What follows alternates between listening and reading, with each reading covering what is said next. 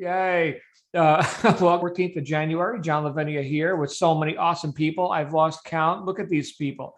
Look at these awesome people. Of course, we've got Ann here and Catherine, Joyce's beautiful baby picture. Laura, good to see you. Missy's here. Oh my goodness. Scott and Sarah, Tracy, Jewel, welcome. I know Jan's here. Mindy's here, although they're not on camera. We've got some non-camera people today and many others tuning in without cameras, but that's okay. We're going to go ahead and get started. Fun Friday. So dog show, any jokes? I've already been put on the spot for a joke since I'm the host, but who else? I'm going to yield the floor to anybody who wants it. So what do you call a pig who does karate?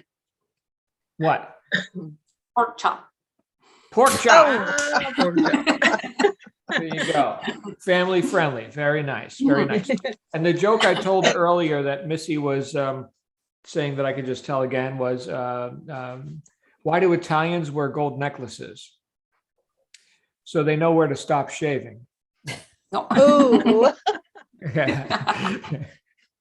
And as an Italian, I can relate to that. I am a hair removal aficionado. I know about hair removal. Although, looking at me right now, you wouldn't know it. I'm getting kind of fluffy, but I'm just about set up, guys. I got like bathroom equipment and my office, and I'm mostly moved in. The garage is the final frontier. But anyway, good to see you all. Any dogs or cats in our room today? Dogs, cats? No. Okay. Good thought. No? Okay. Well, we'll just go ahead and get right into it. The topic for today, ladies and gentlemen, is group meditation. Start. I didn't say group laughing. I didn't say laughing. I said meditation, damn it. Yeah, well, there's a topic, right? Sit there and be quiet. But just before we went live, somebody suggested, the idea of overcoming mental blocks, which I think correlates beautifully with meditation. Not that we're going to sit here and be quiet the whole time, but that is one way to sit and perhaps confront like your own thoughts, right? So what do you mean by a mental block? Is that I'm going to mute the mics. We got some background noise. Well, what do you mean by a mental block? Like, how do you know you have a mental block, right? I mean, if we're considering that we can't do something, well, right there, that would be you hopefully being conscious of your own thoughts, of what you're thinking, that which holds you back. I heard a quote from Henry Ford. He said, whether you think you can or think you can't, either way, you're right. So we can look at that and we can say, well, am I having a mental block on something? Is there something that's holding me back that I'm not aware of? And I think right there is the trick, is to become aware of our innermost beliefs, which we may not be conscious of. In fact, a lot of times we're not. So how many of you have noticed, and it's probably everyone, that you do certain things habitually without even thinking about them, things which may or may not serve you, which may or may not be resourceful, but these are patterns that have set in that you've trained yourself to do, and you've done it over years or decades or whatever, and that's just the way you do it. Me personally, I have a propensity for order. I like having things in their place, okay? Even though if you can see right now, I got so many books, they're jammed in. I got these 2 bookshelves, and I'm not buying any more, by the way. I'm going to give a few books away to the library or something and make it look nicer and convert a bunch of stuff to Kindle. But some of that stuff is old. You can't get it anymore. But generally speaking, I like order. I like having stuff in its place and not moving it and knowing where it is and saving myself a bunch of time, by the way. Okay. But if something was out of place, like, where's my stuff, right? Let's say I'm looking for a certain tool or a pen or whatever.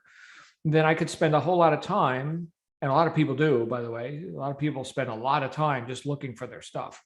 You might want to take inventory of that if that's you. But the idea that I could spend a lot of time because things are out of order and I don't know where they are. So if we have that same, now that's a, you know, an objective thing we can look at. I can't find my coffee cup. Okay, well, in my case, I can. It's right there on the cup warmer. But if it wasn't there, in fact, this just happened because we're moving, right? And so we moved in and I'm doing these projects and I made the coffee and I put the cup somewhere. I couldn't find the cup. I was going all around the house. Couldn't find the cup for a friggin' day. A day I couldn't find the cup. Finally, my wife found it. It was in the microwave. In the microwave because I had let the coffee got cold. I put it in the microwave. I heated it up. I forgot I put it there. So that's random, right? That's randomity. That's things moving, you know, in various places in my environment, which I'm not aware of. So when we talk about a mental block, and this is huge, deep, like there's no way we're gonna, I mean, you can get into a lot of study on this one. But the thing that I think causes us to have these resourceful or unresourceful habitual reactions or methods, right, are the things we don't think about, the things we're not aware of. The underlying, we could say like self-image, like anyone who's ever read like Maxwell Maltz, Psycho-Cybernetics, anyone familiar with that? I know we've mentioned it before. Since I said the words, I need to define them for you. So psycho having to do with the spirit and the mind. Cybernetics is the study of basically servo mechanisms, automaticities, autopilots.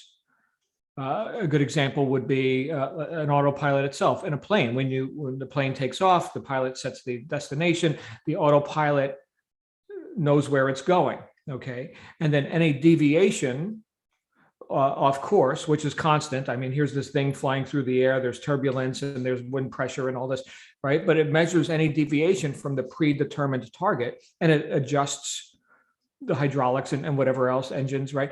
It adjusts as necessary to keep the plane on target. So there's a predetermined known goal. Let's say we're flying from Miami to New York, right? So the known goal is New York, that specific spot called the runway in New York, right? And any deviation from that is adjusted by the cybernetic mechanism. So, so Maltz postulated that we also have such a servo mechanism, if you will, just built in as part of our personality, our character, right? And it has to do with our self-image. It's that which we most believe about ourselves, whether we're consciously thinking these things or not, right? It's our thermostat setting, for example. Okay, so when we talk about a mental block, let's take up an example of that. So let's say that up until this point, you've earned $50,000 a year. In all the things you've done, the various jobs, businesses, whatever, you keep showing up around 50,000 a year, but you want to make 100. So you want to double your income. Okay. Regardless of the effort or method or forcing it or whatever, if you remain, this is like a kind of a Maxwell Maltz topic, but if you remain the person who earns 50,000 a year, regardless of any forcing or whatever, or new methods, you're going to make 50,000 thereabouts. Okay. For you to double your income, for you to make 100,000 a year, well, obviously you've got to do different things than you've done before. Okay. But to do things that you haven't done before, you're going to have to be somebody you haven't been before. Johann Goethe, the great German philosopher, said, one must be something in order to do something. One must be something in order to do something. Sounds too simple, right? Okay. Well, I want you to think about any movie that you've seen where you've got a protagonist, a hero, or even an antagonist, right? A villain, right? And you've got these characters that are being portrayed by whoever the actors are, or whatever, or the cartoons. We got a lot of cartoons these days, and there are certain predictabilities that you can you yourself can predict. You know, oh, I don't trust that guy, right? Because of who that character is, right? And they do dastardly stuff, or you know, here's the hero. And you predict that they're going to overcome the adversity because of their their fortitude and perseverance, and that's the person that the character that's being portrayed. Okay, and you could see this in in various films, right? For example, of course, you can also see it in real life because one reflects the other. But the idea that you've got a bit of predictability based on the character, based on who the character is, right? It would be really shocking, and it is, right, when someone does a 180-degree turn. Scrooge, right? A Christmas Carol. Here's the miserly, curmudgeon, whatever, and are there no workhouses? Are there no prisons? Right? That guy, right, turns into Mr. Generosity and all this. So he had like a spiritual awakening, right? In other words, the fruits, the results that he got towards the end of the story were completely different than the beginning. What he did and his actions at the end of the story were very different than what he did through most of the story, right? And who he became, who he was at the end of the story, right? Taking it up the hierarchy from what we have or don't have, what we're doing or not doing, who we are or are not, right? He became somebody. Now, in this case, it was an interesting story, and he had like a spiritual awakening because he got visited by the ghosts and he saw the future and blah, blah, blah.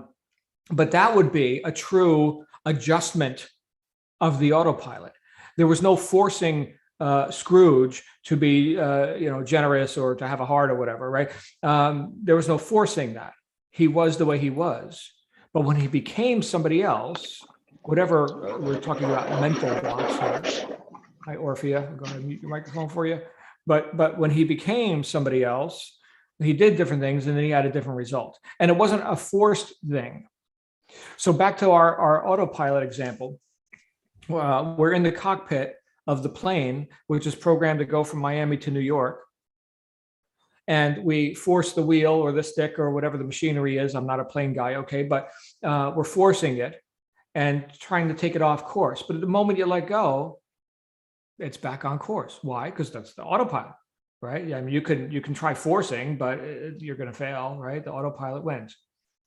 So same thing here. When we look at where our own temperature is set for whatever amount of money or production or whatever it is that you say that you want, right? If we're forcing ourselves as the person we were yesterday, if we're forcing ourselves to fit into this new, mold or be very desperate to get a result that we haven't gotten before, right? That's where I think we will do good to, maybe go ahead and sit and get quiet and think about, what is it that you really believe you're capable of? I just had this conversation with my mastermind group is the whole idea of ability, which is, I would say, our greatest asset, right? So here you are, very able. So it's not a question of ability. Can you double your income? Can you achieve that goal? Yeah. I mean, does anybody else on planet Earth do that? Yeah. Well, so you can do that too, right? You can do the thing. But again, the question of who's doing it, the person who holds themselves back repeatedly because they're autopilot. Orphea, I'm going to mute your microphone again. The person whose innermost beliefs about themselves is, oh, I can't accomplish that. I'm not able. Is that who we're signing up to do this job? I hope not. Right. So when we become a bit aware of our habitual way of thinking, and again, this is a huge topic, and there's no way I can go very deep into it right now. But when we get into that and we have some ideas, it's like, well, why have I kept deciding to do that? Why have I kept choosing these, to be this person and to apply these methods and to, let's say, for example, you were, everything you've done up to this point, and I shouldn't say everything, but a lot of the things that you can observe that you've done, which have given you, lackluster results, let's say, okay. If you actually sit and kind of meditate on that for a minute and look at, well, how did I approach that? Was I 100% in? Was I playing to win, or was I playing to not lose, right? Have I valued familiarity, safety, security more than I have valued advancement and flexing my muscles and expressing my ability? You need to answer that for yourself. I can tell you for much of my life, the answer is yes. I have oh, I'm risk averse, oh, this and that, and whatever my stories are. Right. But then when I've had enough of that, when I've had enough of running that game on myself, in other words, when I've had enough of the mediocrity of familiarity, and I get bold and I decide, you know what, I'm just going to burn the boats, man. Like, in fact, I've shared this with you, with some of you. When I got to, when I first, started becoming successful in business, it was because I had gotten so far out of my comfort zone that I had, I wouldn't say thrown caution to the wind, although I actually told my mentor at one point, because it was tens of thousands of dollars to advance in this certain business actions and all this. And I didn't have the money per se. I had to get creative. Okay. But I came up with tens of thousands of dollars. And I said, I will succeed or I will be a bloody corpse, one or the other. There's no middle ground, because what I was doing, what was familiar, what was the so-called comfort zone, sucked. I couldn't keep going like that. I was miserable. Okay. So my methods or my best thinking, my autopilot, only got me so far, but not further. So what I did was I got so unreasonable, right? Because reason only goes so far. Reason's good, but we can advance beyond that, right? So here's imagination, here's intuition, right? Here's that creativity. And we've got multiple mental faculties, right? And so I said, you know what? I will do exactly what you show me to do without question and without hesitation. I will succeed or I will be a bloody corpse. There's no middle ground. I succeeded, by the way. I'm not a corpse. All right. So just in case you're vague on that, all right, let me clear that up. So I couldn't even get a chuckle out of Sam with that one. I thought I'd get a chuckle. No, I see. All right. But the idea that our best thinking only gets us so far, again, back to what Goethe said, one must be something in order to do something. Well, as long as I was being this person who expressed mediocrity consistently, well, how do you advance? How do you get these big fruits without becoming the person who would have them? So for me, that was a mental block. I had to look at what I had done before and then figure out who keeps showing up at the scene of the crime here. Oh, it's the guy in the mirror, right? And abandon some of my most cherished beliefs, which is what I mean by getting unreasonable, right? So, well, where'd you get that idea that you couldn't, or that you need to be, go slow, or whatever the story is, right? Or that here's an interesting one, that you can only advance incrementally instead of exponentially. Right. That sounds pretty reasonable to me, right? Oh yeah, a little bit better. Well, I made 50,000, maybe I can make, 60. Okay, that's very reasonable. But I really want, oh, now we're talking. Oh, but I really want, there's your goal. There it is. Now you've got a reason to get unreasonable. And look, here's what I've noticed is that it's actually easier to get what you really want than what you think you can accomplish based on yesterday's performance and who you were then and being reasonable. Right? What do you really want? And look, you've all demonstrated this in your life. There are times when you've expressed inability. You've demonstrated, I can't. There are times when you've done that. And then the necessity level was high. An emergency condition, something had to happen. Had to. And you got it done. Suddenly you're able. It's a freaking miracle. Oh, what changed? What changed? The necessity level. A story or an example that I've given on this to kind of demonstrate it would be like a burning building where you've got, let's say, here's the building and here's a bunch of people standing on the street corner outside the building watching it burn.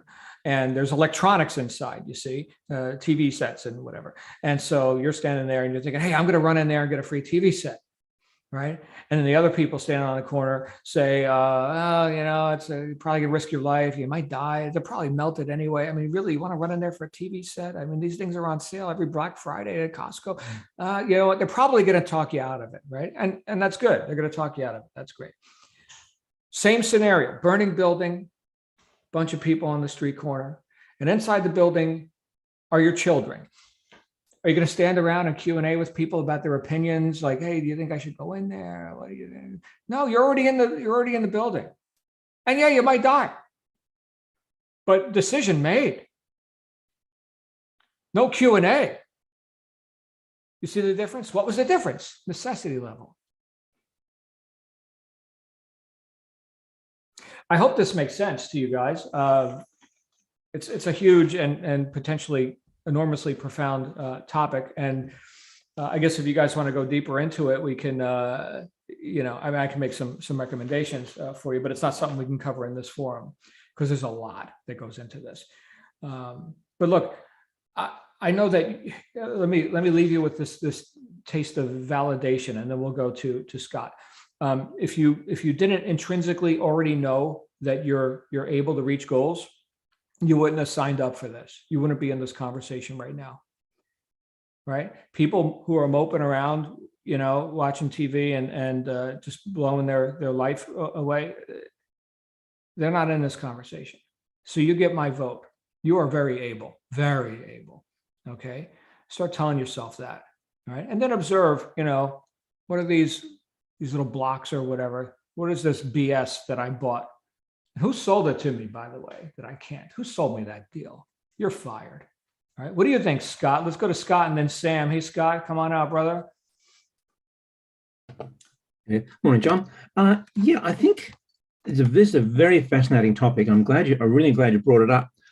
I do think, though, that when we're moving from, say, where we are now to the realization of a goal or something that's really important to us, we will not get there as the person we are. And I think that point was very well made. If we were that person, we would have achieved that goal already. Mm-hmm. And we would have been setting another goal. So I think the two options are available to us. Either we find out how to change ourselves in terms of our perspective on what we can achieve and also what is achievable by anyone. Or we can learn to live within the limits of what we believe is possible and stretch perhaps towards the edge of what we think is possible. And that's why when I think of blockages and mental blocks, often I think that is a reminder to us that in some sense we're moving towards the edge of what we think is possible. And it's like a self-preservative mechanism. Say, look, don't push over there because that's not possible. So, okay, fine. So I'll work within the parameters of what is possible for me at the moment. Now, if you have a goal of making $1 million or $10 million or whatever, until you change into a person that embraces that as a living reality for yourself, you will not get there. But what you can do, you can see yourself as a person who makes an extra $50 a day. And once you do that, another $60, $100 a day, and work up incrementally towards the edge of that reality for yourself. I mean, to me, the idea of working within that prison of your own reality encompasses both your self-concept and your conception of what is real in the outer world as well. To me, they're the same thing, because it's your consciousness engaging in a reality, whether it's imposed by yourself or by the outer world. And there's a lot of scope, a lot of aspects to that, of course. But that's the basic idea, that you really need to expand your sense of your own reality, and that can be done. That can be done, but it just takes time. That's all. Thank you. And the last thing you said, it takes time. That's the big arbitrary thing, isn't it? Time, right? I mean, if we were truly operating just strictly in present time, abandoning the past, well, now what mental blocks do you have, right? Present time. Here's what's real. Let's do it, right? Wow, right? And these are, that's a highly productive way to be, right? Is to forsake or forgive, I guess we could say, our failings of the past, right? Because they do what? They produce our story for the expected tomorrow. Wow. Thank you, Scott. Glad you're here. Let's go to Sam, and then I think Missy's up. Hey, Sam, what's going on with you? Oh, I just muted you. I'm sorry, Sam. Hello. There she is. Hello. Sorry I came on late. I was at a dance class with my daughter, so I do apologise, but I literally got the last couple of minutes, and it's all about your mindset and making decisions, etc., etc. First of all, I just want to say, if you don't make a decision, you've actually already made a decision in itself. Okay, so you really, really need to make the decision that's right for you and not ignore that.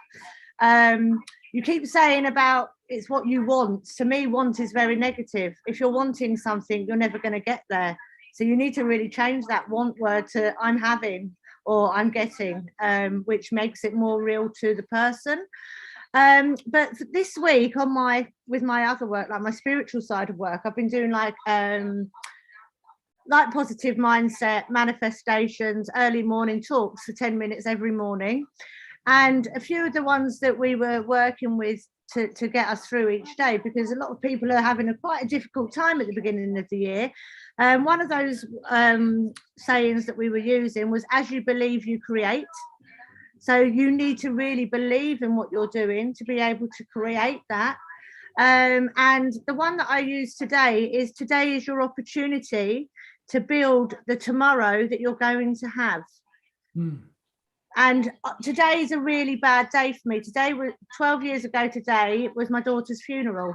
So I got up today and I didn't want to be motivated. I didn't want to do anything, but I thought, again, that's failing me. I have to continue with what I've put myself out there to do. And then you mentioned time, okay? And that's the people's biggest problem, time. They haven't got enough time. There's not enough hours in the day to do it.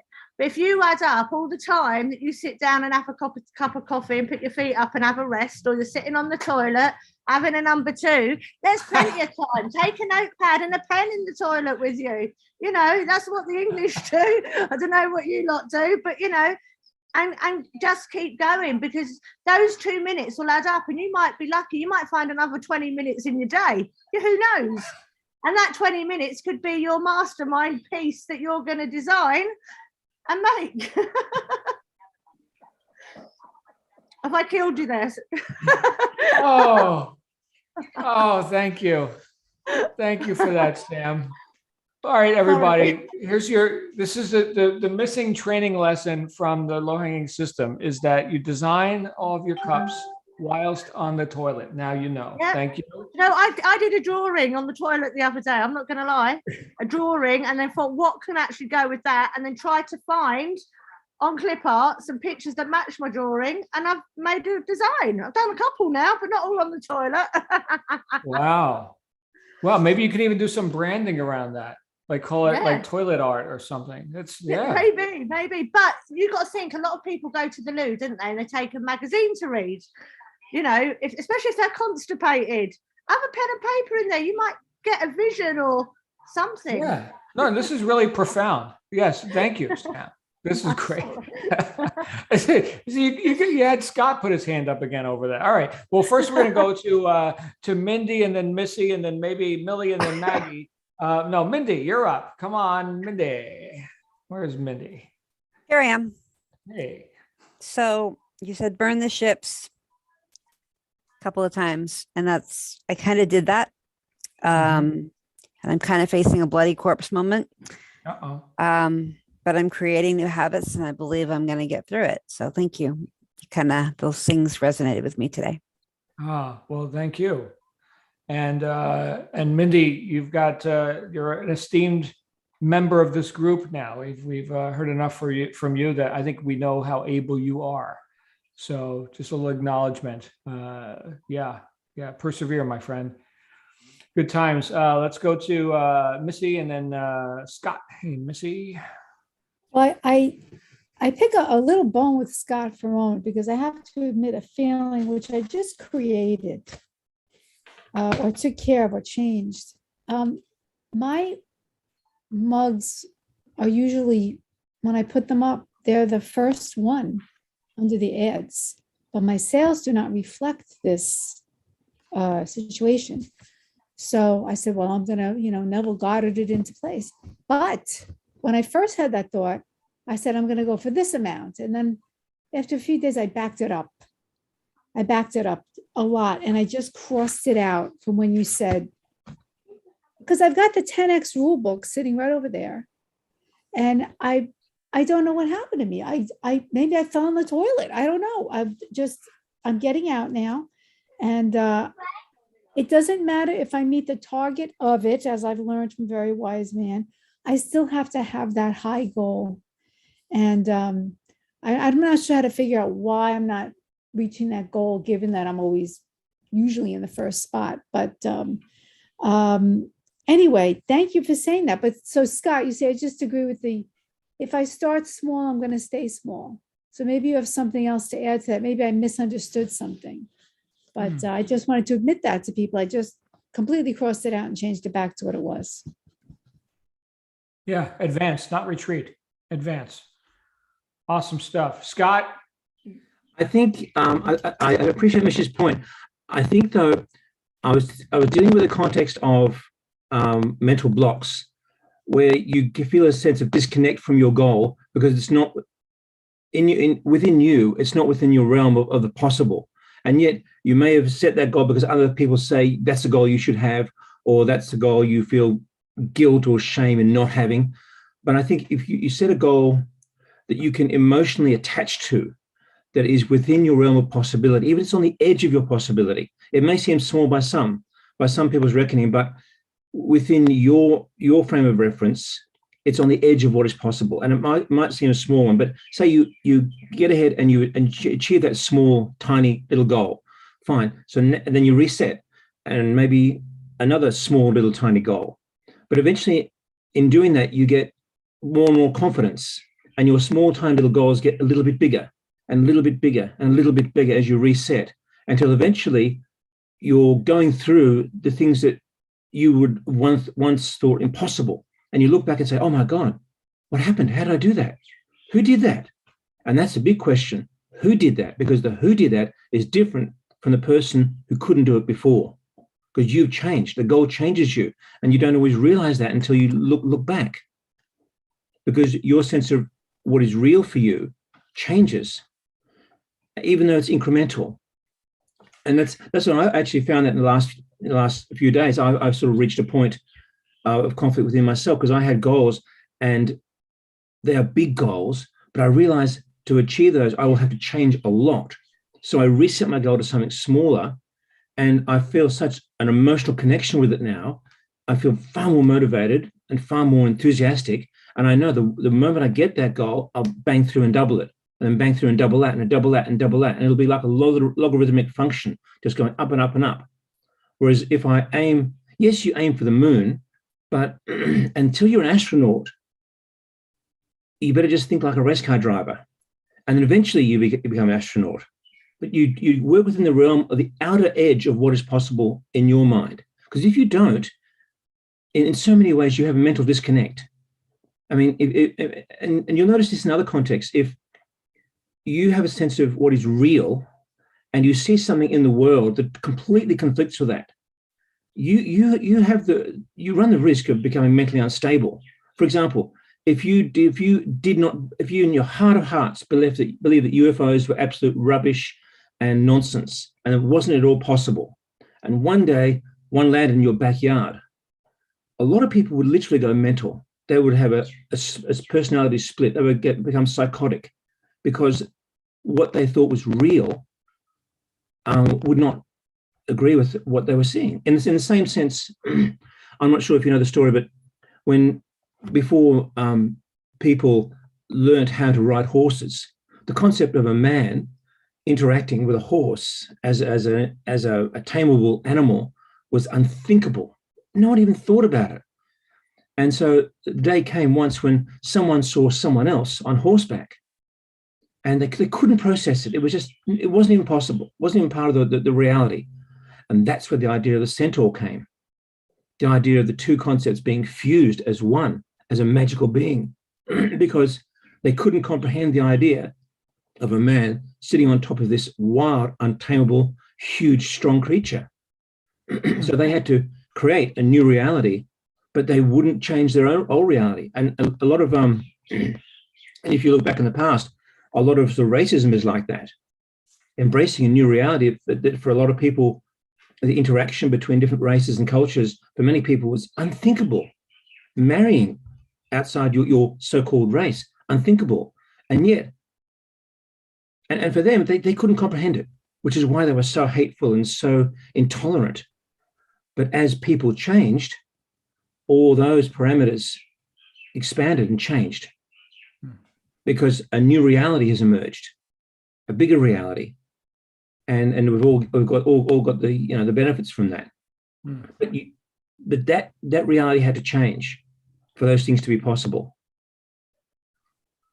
So whether it's external reality or internal reality, it is a change in your perception of what is real. That to me seems to be the key. Thank you, Scott. And look, I appreciate the tempering, the big goal with also what do I have some confidence that I could actually accomplish. But then you also said, and as soon as I get that one logarithmically, I'll go further. The danger is when we set smaller goals, reach them, and not set bigger ones. Now we're resting on our laurels, and nothing rests, right? We're either advancing or disintegrating. So as long as you've got the discipline to keep on trucking, beautiful. Thank you, Scott. You get a dopamine reaction when you achieve that small goal. So you want more of the dopamine. Well, you gotta keep setting. You gotta keep raising the bar, right? Because nothing rests. So awesome stuff. Thank you, guys. Wow, what an interesting topic. All this from, I think it was Catherine who introduced the topic, right? Catherine, yeah. Okay, good.